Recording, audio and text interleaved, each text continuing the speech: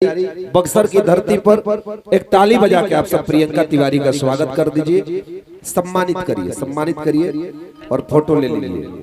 हाँ, ये एक सम्मान ले लीजिए प्रभु श्री राम जी का। ये तय ना राम जी का नहीं है, आपको आपके लायक दिया जा रहा है, आपको आपके लायक दिया जा रहा है। बहुत अच्छा, हम जने है कि बहुत बहुत धन्यवाद। धर्मवीर भैया के स्वागत है माला गमछी से करी।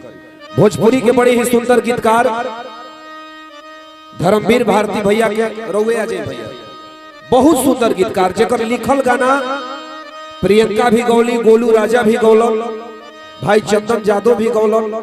धर्मवीर भैया के हमनी के सम्मान आ संगे संगे एगो पूछी आई बड़ी हमर छोट बहन बड़ा सुंदर गायिका प्रियांश सिंह के एगो माला एगो गमछी से स्वागत कर दियो। ले चलिए, धन्यवाद। बैठ बैठिए। और आज प्रियंका तिवारी के लिए बोलूंगा, यदि तकदीर लिखने का मुझे मंत्र मिला होता तो तुम्हें सबसे ऊंची लकीर देता। सुनिएगा, अगर तकदीर लिखने का मुझे मंत्र मिला होता तो तुम्हें सबसे ऊंची लकीर देता। बात दीवानों की आती, पहले सीना चीर देता। सुनना, अगर मंत्र मिला होता, देखिए गार्जियन ताली बजा दिए। ये शहर सुनने वाले लोग हैं, बड़ी कम लोग मिलते हैं। सुनना पूरा कि अगर मंत्र मिलने का मुझे सौभाग्य मिलता तो तुम्हें ऊंची लकीर देता। बात दीवानों की आती, पहले सीना चीर देता। क्या करोगी प्रियंका, छोटे से आंगन में मेरी दुनिया सिमट गई। अगर मैं देश का प्रधानमंत्री होता तो तोहफे में तुम्हें कश्मीर देता। एक सम्मान करिए से। और सुनिए, प्यार का सिलसिला बाबूजी थोड़ा सा कार्यक्रम को रोमांटिक में कर देता हूं, थोड़ा आगे आओ। प्यार एक तरफ से होता है तो सजा देता है, प्यार जब दोनों तरफ से होता है तो मजा देता है। ताली बजाते रहेगा प्यार से। प्यार एक तरफ से हो तो सजा देता है, प्यार दोनों तरफ से हो तो मजा देता है। अपने माथे पर बिंदिया की चमक रहने दो, ये सितारे मुझे मंजिल का पता देता है।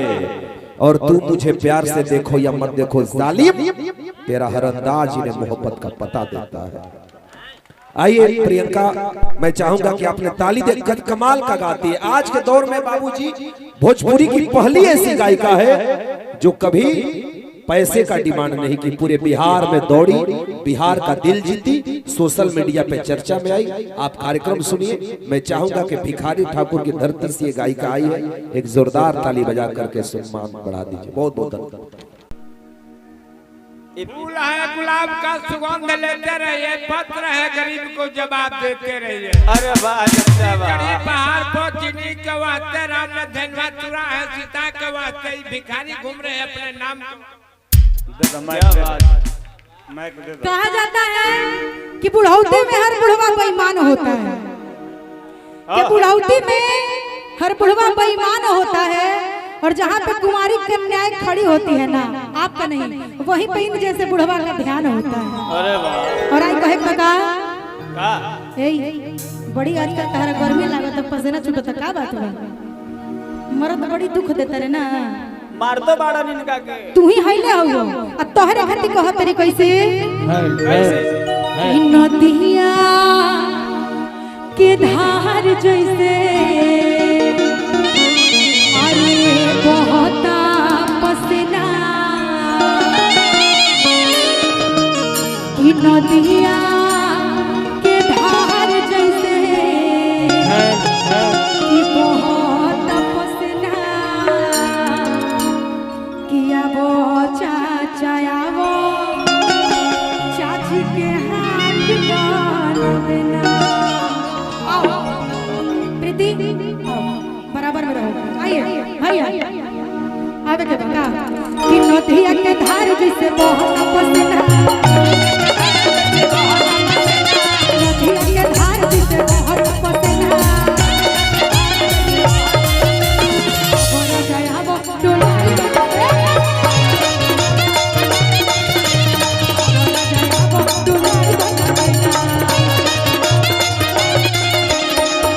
सुखाई है मुंह भूल गया।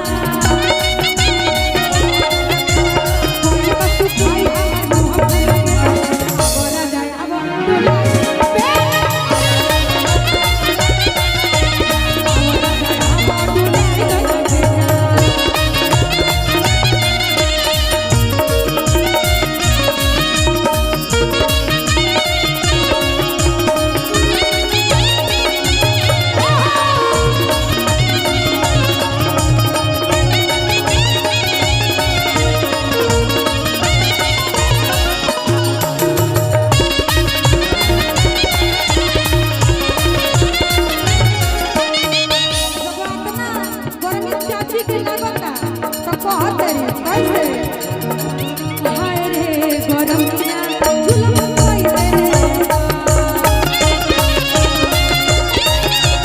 मोर पर सनिया के बढ़ाइले बा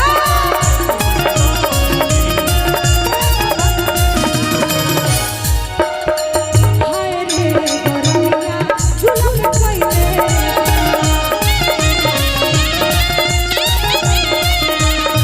मोर पर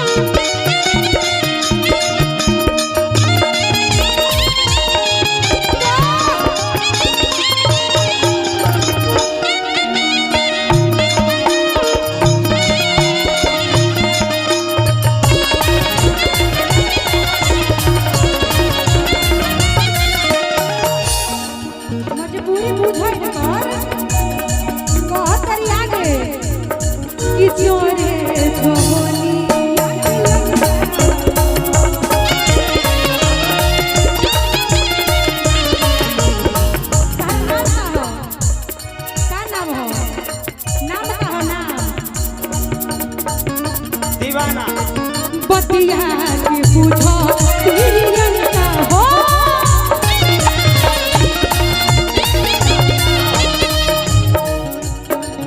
जोरे गोनी याद लंका हो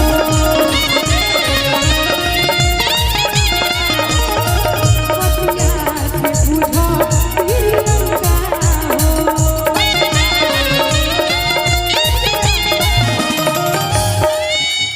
अरे फूल फूल मोटे मोटे बताई रहे ना फूल फूल मोटे मोटे बताई रहे ना कनी हुमच के ना चलो हाथ ना दूर कम से कम कि फूल फूल मोटे हम अरे बताई रहे ना कि फूल फूल मोटे मोटे बताई रहे ना